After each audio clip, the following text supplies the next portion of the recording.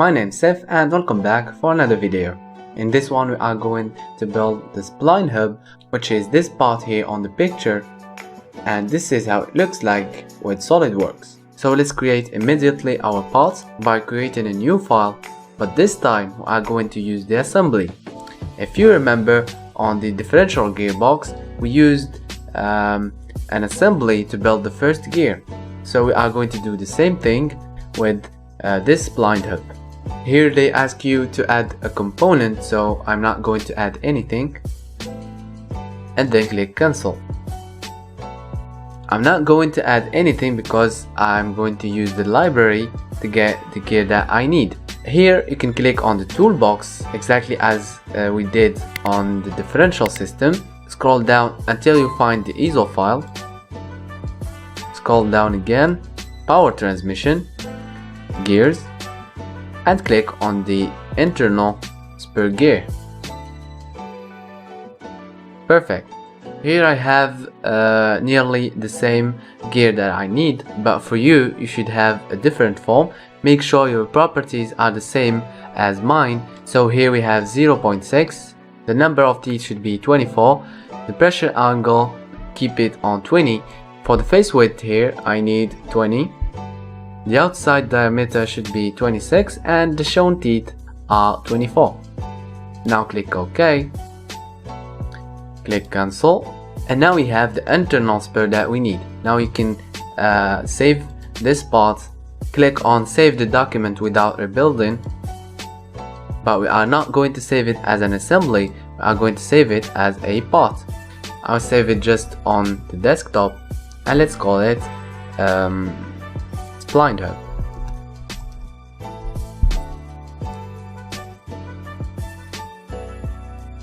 Now let's exit this project here and don't save it. Now let's open our part.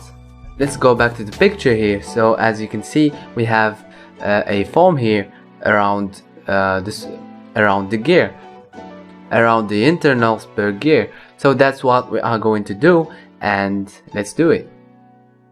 Here they ask you to proceed with feature recognition, so click on no because we don't need it. And now let's select this face and let's begin our sketching. For the sketching here, I don't think you will learn something new from it. It's just a normal exercise. So I'm going to create the sketch and just follow me while doing that, and see you after creating the lines and dimensioning.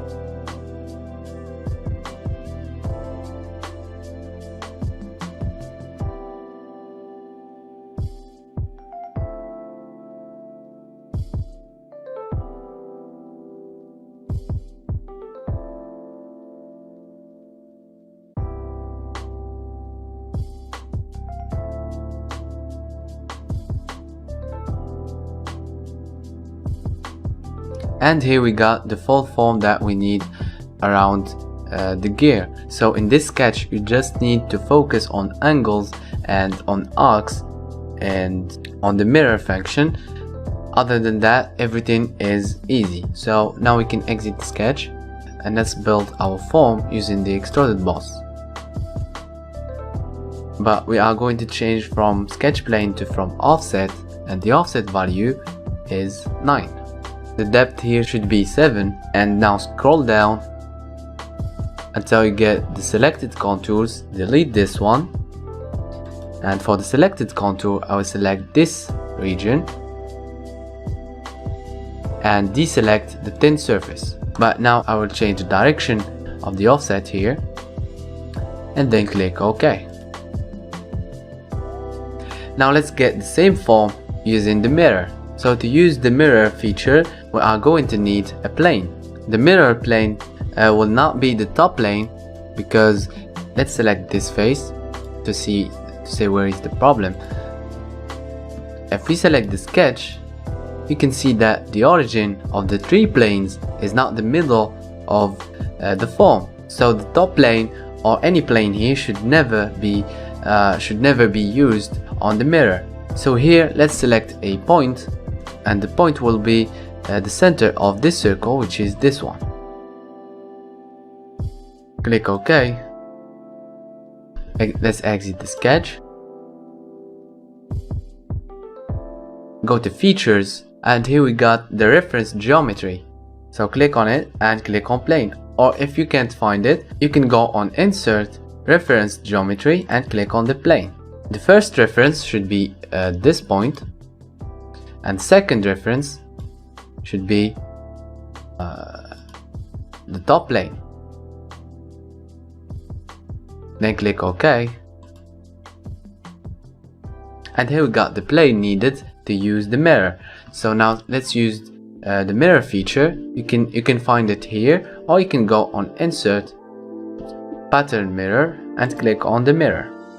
So the mirror face or plane, you can select this plane, and the features the mirror, you can select the boss extrude and then click OK, and here you got the mirror on the exact position that we need. Now the last thing that we need are some simple chamfers. So I'm going to select this edge, rotate, select this one, go to chamfer, and let's change the distance here to 1. Click OK. And that's all about the 5th part, which is the spline hub. In the next part we are going to see how to create the hub flank, and see you on the next video, and peace out.